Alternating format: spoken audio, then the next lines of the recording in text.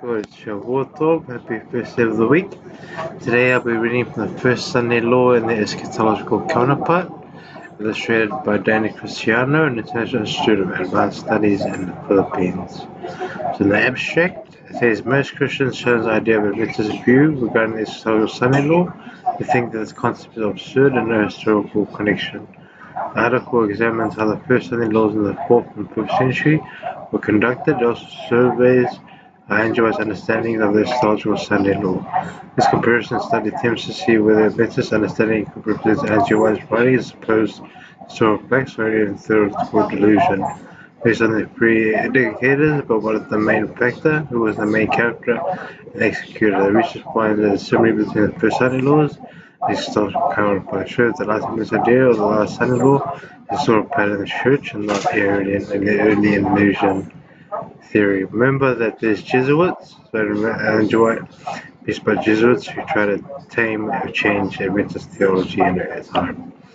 So let's read and make sure it's not from a Jesuit Catholic who's just trying to change her legislation or her writing on Sunday law. So let's start with the introduction. Sunday laws are better known as blue laws. They are laws related to the range of behavior that is restricted, covers a broad spectrum such as boxing and wrestling, sales of alcohol, barbering, horse racing, hunting, motor vehicle sales, labor, and retail sales. All of these activities associated with business, and since they should be decided in court, this should be a legal or political issue. Some people believe that the Sunday law are a social matter that have no relation or religious intention. Some connect Sunday laws with humanitarian and economic grounds, and some suggest that they have connection with forbidding work and recreation. Others think they are relate closely to the issue of health and family. Nowadays, many people think that the period of Sunday law will not be a serious part of either, involves a capital sentence for the violators. Thus, people consider Sunday laws as some other thing, but not a religious issue. The reason causes hardly connect the Sunday law with church power, but has no power to force religious matter, essentially, especially in the United States, at court because there is no effort as the country's constitution. Many Christians accept that the secret rapture and various interpretation of mystic number 6 as a port last events. Thus, Sunday law's concept is unthinkable for many denominations. For many Christians, Adventist pioneers have understood that the Sunday law would relate to religious things. Among the pioneers, Andrew White was amongst the earliest who directed the eschatological Sunday law, since many Christians see that the current Sunday laws relating only to business, social, health, political issues such as historical approaches related to the nature of Sunday laws, especially at the time of the emergence of the 4th and 5th century. This work was attempted to see with Andrew White's understanding about the eschatological Sunday law is readable and considered pattern in the history of its foreign connection. The connection will examine the three main things. First is the main factor of the Sunday laws at 4th and 5th century, the eschatological Sunday law. Second is to determine the main character, the enacting of the first Sunday laws and the future Sunday law. The third executor of the Sunday laws is the early church, the counterpart of the last days. This article is divided into two parts. The first discusses the first Sunday laws in the 4th and 5th century. The second series is the Sunday law and Andrew White's writings. The first Sunday laws. The following counts the first 10 Sunday laws in history, issued by church leaders and government authorities. Even though each Sunday law was different in terms of the Roman Empire, this will show the same pattern how Sunday laws are applied. Remember that the Catholics saw visions as well. They saw visions from Satan, from Lucifer. Mom, can you turn it down? Mom, can you turn it down? Mom, can you turn it down? I'm recording. Council of Avila. That's just the devil. Can you put it down? That's just the devil. Council of Elvira, 303 AD. Mom, can you put it down? The first church council that gave information about the Sunday law in the 4th century, and also the earliest synod record in Granada, Spain. There are more than 80 decisions that have been made and more than 40 representations that are present. One of the representations of the Hospice of Cordova. And a decision made at the conference was that attending Sunday services in the Council Canon number 21 stated that if anyone in the city neglects to come to church for 3 Sundays, they will be excommunicated from a short time so they may not be corrected. This is the first count that saying that enforcement was the church of Sunday. Members of Sunday service with the laws were limited to the city population. The bishopric was in the regional synod, thus decreed that they would bind the area outside the jurisdiction of the synod. Second is the decree of Miltiades, 314 AD. At this time, Miltiades, the bishop of Rome, he enacted a Sunday law. This church leader wanted Sunday, the day of joy or fasting, like a custom that they had kept. The law states as decreed, anonymous people should fast on Lord's Day Sunday on the fifth day, Thursday. Main reason because the heathen observed these days as sacred fast. This religious day, this was the bishop imposed, and congregation under this jurisdiction, they seemed to keep the law faithfully. Thirdly is Constantine's Sunday law, 3021 AD. Constantine was the first Christian Roman empire in history. Decision became perfecting the Christian Church. Since his reign, the Christian Church was never the same. His action proclaimed the degree of showing a deep concern in Christianity. Even though the degree looked like a political strategy to unite the kingdom, yet behind the scene it was demonstrating the largest intention, because Constantine said that he saw the cross, but that was the cross of the devil.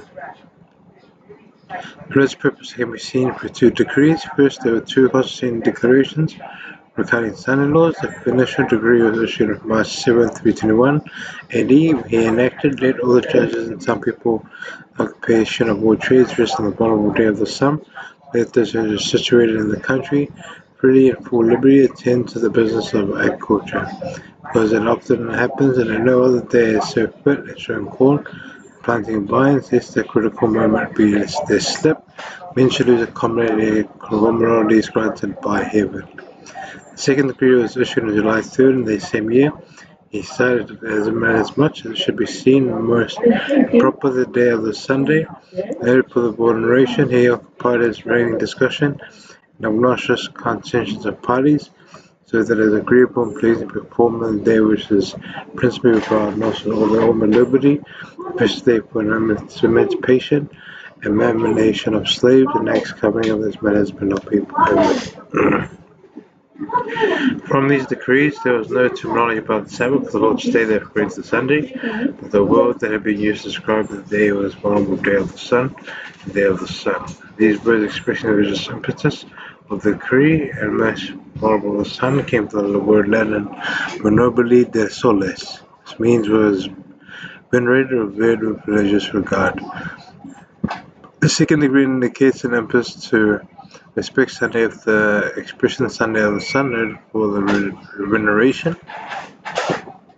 Proclamation showed that the day of the sun was so regarded was given as a religious reason. Hence, the heathen of Constantine's time understood the significance of such terminology of the Sunday laws. Gibbon explained that the understanding of the sun in proper imperial times was the sign of universal celebration of the events of God and protector of Constantine. Although Constantine was not a Christian officially, he was also issued decrees that the motivation of the laws was religious pace and paganism since. The second reason why these decrees were religious in nature and did not merely Constantine's political movement is through the personal experience of Constantine on the 12 AD, who was enraged in a war with his rival Maxentius. Before the day of the battle, he fought and had a revelation. Lactantius wrote that Constantine received the command to place a Christian symbol, the shields of the soldiers. The spears confirmed that he saw a revelation from heaven and heard a voice saying that this is you shall conquer. Remember, the Catholics' motto is steal, kill, and destroy, when God's motto is love, joy, and peace. So let's continue. Then he made the Labarum symbol of two initials, letters of Jesus in Greek. Most scholars saw this event as a symbol of Constantine. Conversation even that he saw believed some paganism. After he won the battle the next year, together with Legulus, he abolished the persecutions of Christians. Ivano and Edict of Milan, he recognized Christian religion as speaking legally permissible and down in the chief's shrine, while regal munafins showed privileges, honors, and jurisdiction on the bishops, even began to dedicate tasks of introducing Christian ideas to the fabric of laws. And this is the background of Constantine. For civil Sunday laws, his Christian experience brought him to more favor to the Christian, but he would not only do it openly, As clever politician he was to join the Christian heathen beliefs, but it seems to have brought down a quote-unquote son, and the Christian God was compatible. Perhaps two views of the same supreme deity, the council of son-in-law's religious issue, even though it had no political intention. Now, the most famous council is the Council of Nicaea, or Laodicea, as is in the 369 AD, the Council of Nicaea. The most significant issue in the Council of Nicaea was controversial dignity of Christ. The second important issue was to have the same day for celebrating the Passover, later on called as Easter. The Roman Church wanted to encourage the celebration of Sunday Easter, while other Easter Church suggested that it should be kept as Jews did. The result of the council according to Espusus was they were not united as concerning them by faith, but the time for the celebration of the celebratory feast of Easter, Pascha, was agreed on by all. Another report said the council decided that the Paschal feast should be celebrated at the same time in every place, and they finally kept Easter on Sunday. There was another decision that made regarding prayer and Sunday worship in the last Canon Council. It says that since there was some new on Sunday and during the season of Pentecost, this Holy Son decrees that the same observance might be maintained in every diocese. Why should be with prayers, Lord standing. This council decision and standing while offering prayer, Nakabani, because there was honored another day, including the Sabbath. The most important one is the Synod of Laodicea in 369 AD. This is important synod because it was quoted by the convert's Catholicism author. The Catholic Church has changed the holiness of Sabbath to Sunday. Let me repeat that. This is an important synod because it was quoted by the convert Catholicism author. The Catholic Church has changed the holiness of Sabbath to Sunday. That's evil. However, the synod mentioned about a Sunday law, but there was no evidence about the change. This canon relates to the fact that this canon that states Christians shall be Judaized idle on Saturday.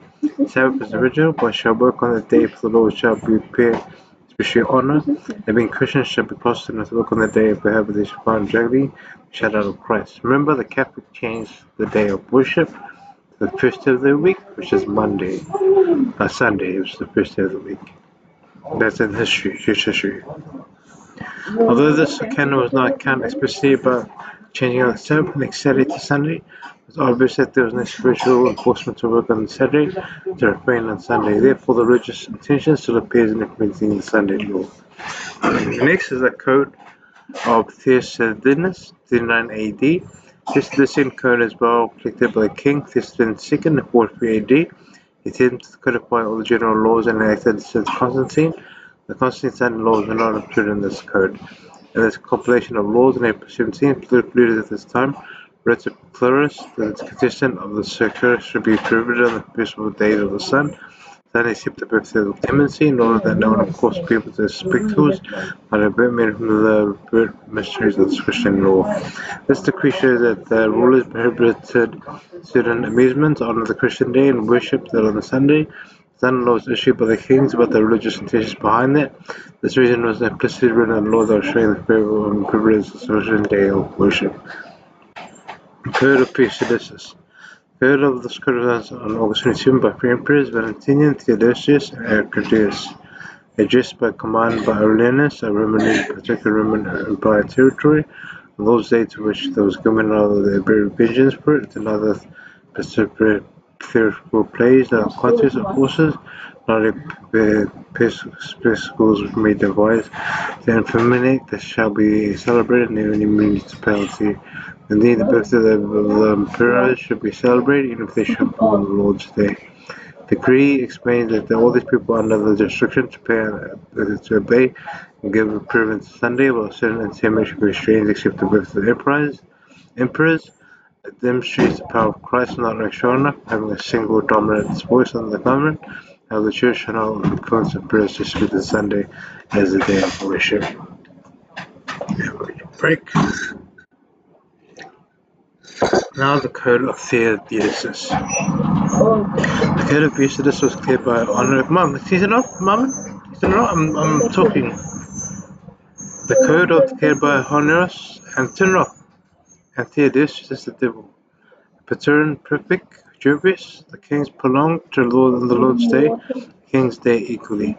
On the Lord's Day, which is commonly called the Day of the Sun, If permit absolutely no amusements to produce even by chance the ends of the years or to depend upon themselves, this day should be an anniversary of the day when the beginning of our reign shone forth, which should be the day you still understand what I'm saying, and sign the solemn rights that are due to this birthday. This decree should look the same with the previous codes, that there is no entertainment on Sunday, but the wisdom and mission of Christ's Christian's Lord's Day, the pagan day of the sun. In terms of referring to Sunday showing up without living it, you can't read. A minister which God on the day. All the codes of Theodosius prevailed 43 AD, whole of the kingdom, eastern and western. On this code, although the emperors dominated the son-in-law, but the actions they expect the Christian day of worship. The code of Theodosius 45 AD. At this moment, Theodosius II of Antioch secured degree to Eschatologus, a Praetorian leader.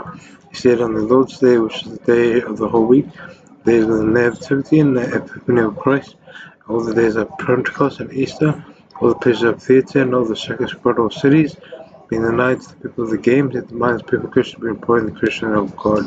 And this decree says the son-in-law was dedicated to the worship of God. He should not be expected of support legislation of Sunday. It's interesting that the rulers added semblance of Christian epistles besides the Lord's Day. It means the church should be had to have more prominent role in between the authorities. We all know that's wrong. We all know that they changed the Bible.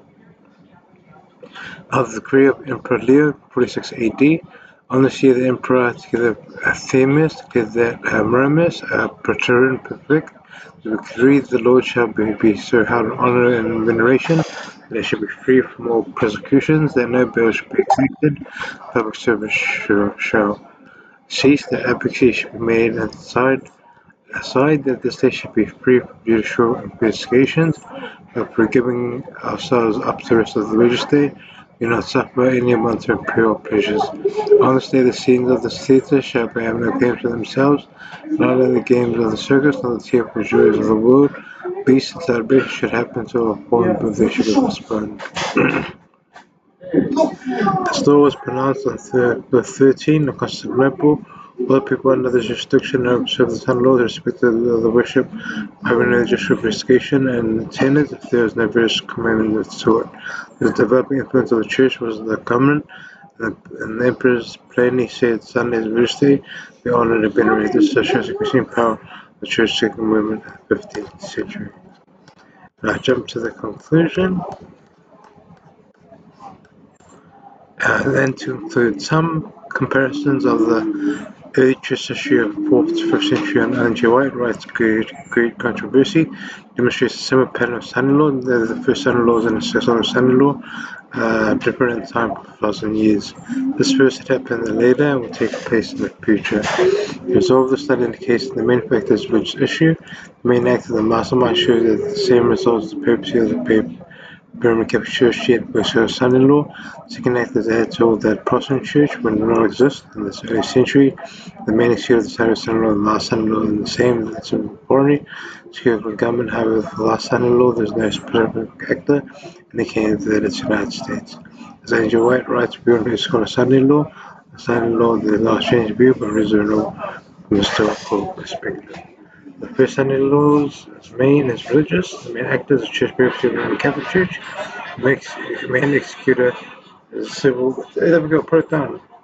Civil, foreign, and secular government. His son-in-law is religious. The church bishop of the Roman Catholic Church.